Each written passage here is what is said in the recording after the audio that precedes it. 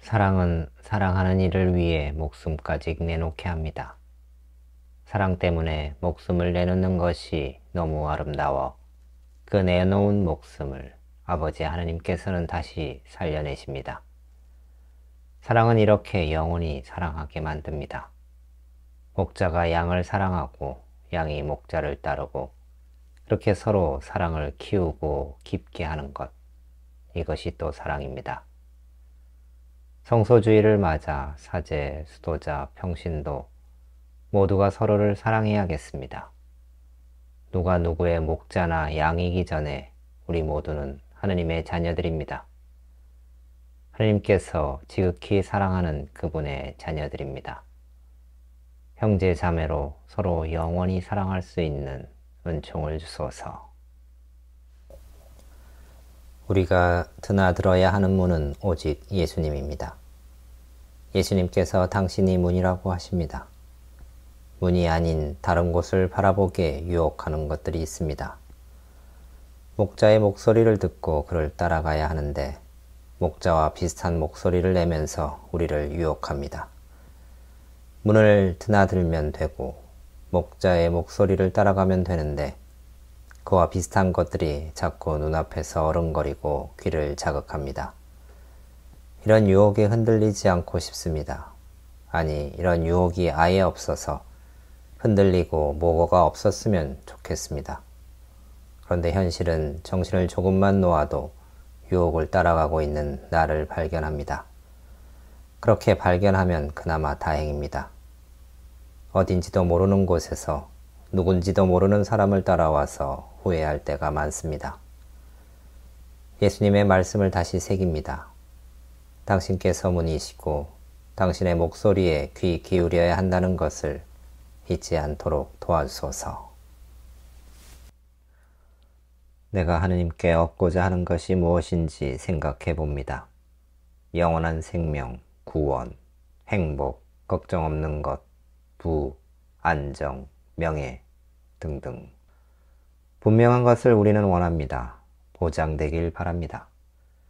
영원한 생명, 행복, 안정, 이런 것들이 항시 내 곁에서 나를 보호해 주길 바랍니다. 아주 분명히 손에 잡히고 눈으로 볼 수 있어야 합니다. 그것이 하느님의 뜻일까요? 우리는 분명하지 않은 것을 잘못된 것, 불완전한 것, 이루어내야 하는 것으로 생각합니다. 분명한 것이 옳고 잘된 것이라 생각합니다. 우리의 이런 생각이 맞는 것입니까? 아버지 하느님과 예수 그리스도가 하나라는 말을 분명하고 기쁘게 받아들일 수 있으려면 세상에 분명하지 않은 것들 사이에서 활동하시는 하느님의 분명한 손길을 알아차려야 할 것입니다.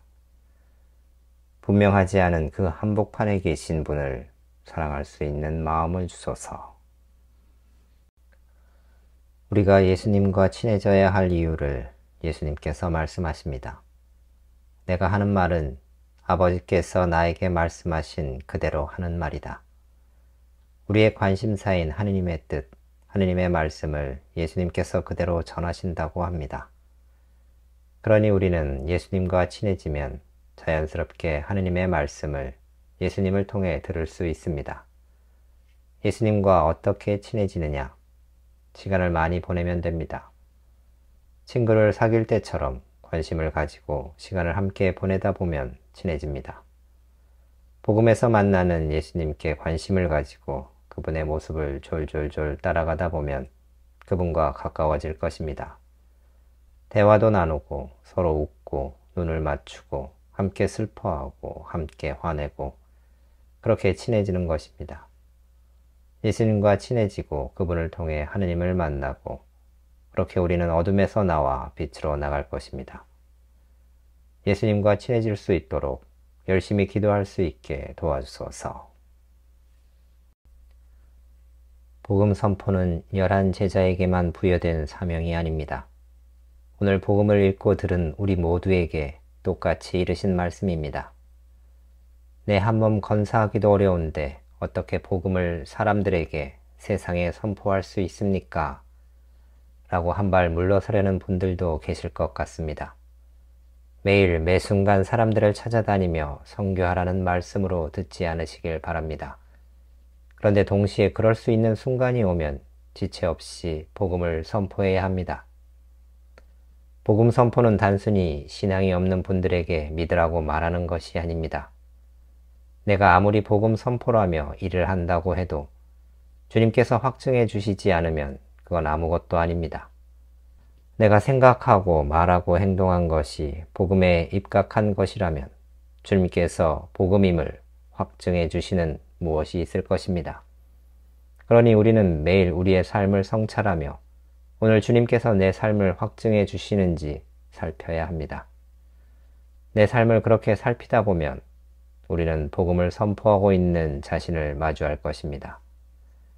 우리에게 부여된 사명에 충실할 수 있는 은총을 청합니다. 예수님께서는 우리에게 필요한 모든 것을 다 아시고 미리 준비해 주십니다.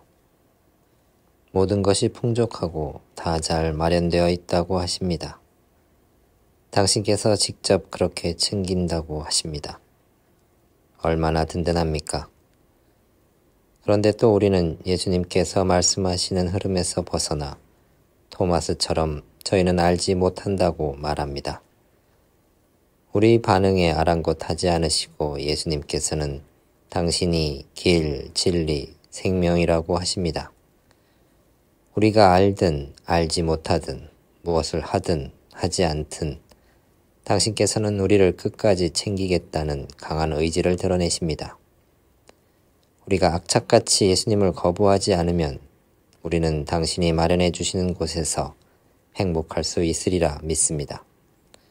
우리의 지식, 경험, 행동 이런 것들이 무의미한 것은 아니지만 그것보다 훨씬 크고 넓은 예수님의 사랑이 우리의 부족함을 덮고도 남는다는 것을 잘 압니다. 그분의 그 크신 사랑에 퐁당 빠질 수 있는 용기와 지혜를 주소서. 필립보가 예수님께 주님, 저희가 아버지를 뵙게 해 주십시오. 저희에게는 그것으로 충분하겠습니다. 라고 말합니다. 이 말씀을 들은 예수님의 마음은 어떠셨을까요? 필립보야, 그동안 내가 그렇게 말하고 보여주고 함께 했는데 어떻게 이런 말을 할 수 있느냐 하며 속으로 한숨을 쉬셨을 것 같습니다. 그러면서 내가 뭐 잘못해왔나? 어떻게 이렇게 모를 수가 있지?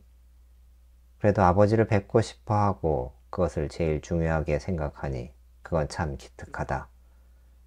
그런데 왜 나를 모를까? 예수님께서는 필립보를 보며 마음이 헛헛하셨을 것 같습니다. 그래서 필립보에게 한 말씀 하시면서 아버지와 당신의 관계를 설명해 주십니다. 아마 그렇게 설명을 듣고도 필립보는 예, 예수님, 저는 아버지를 뵙고 싶습니다. 라고 다시 말했을 것입니다. 예수님께서는 답답해 하시면서도 마지막에 그래, 내가 청하면 다 들어줄게 라며 우리를 끌어안아 주십니다. 우리가 뭘 잘 모르고 허우적거려도 우리를 내치지 않고 어떻게든 끌어안아 주시는 예수님께 감사하며 좀 알아듣고 당신을 따를 수 있는 은총을 청합니다.